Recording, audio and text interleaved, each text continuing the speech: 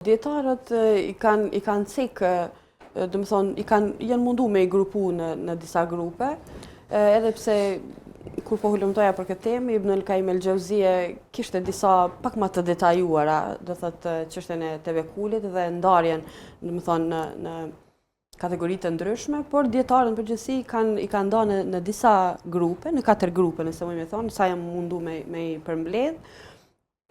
Tevekuli i parë ose pjesa e parë e tevekulit është që të mbështetesh Allahut, që të ruaj fenë, të ruaj shëndetin, të ruaj edukatën, moralin, që ka të bëj çdo gjë që ka të bëj me ty si person. Si person, kjo është i mbështetë Allahut për veten tënde, me ta rujt fenë, me ta rujt shëndetin, me ta rujt edukatën, moralin, fenë. Pra kjo.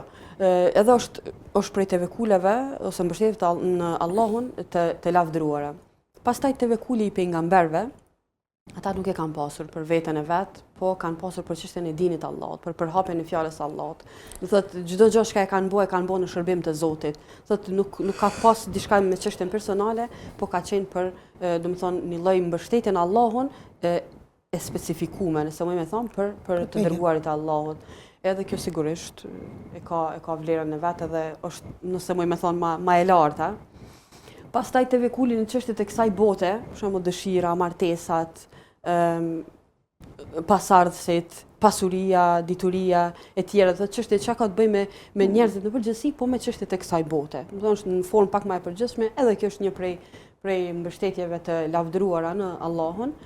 Edhe është shumë interesant tevekuli ose tevekuli i 4, nëse më me u shpreh kështu, është për arritjen e diçkaje që është ndaluar, ose me ndalu një diçka që është e lejuar. Thotë, kjo është shumë interesant. Shpjegonaj pak se... Kjo Allahu padyshim që nuk i zhgënjen edhe këta njerëz. Ja u mundson me arrit, për shembull, në diçka që është ndaluar. Thjesht kanë bindjen që kena me emri. Çka do të qoftë ajo që është jo në rrugë të Zotit, nëse më thonë, se që është diçka haram e ndalume.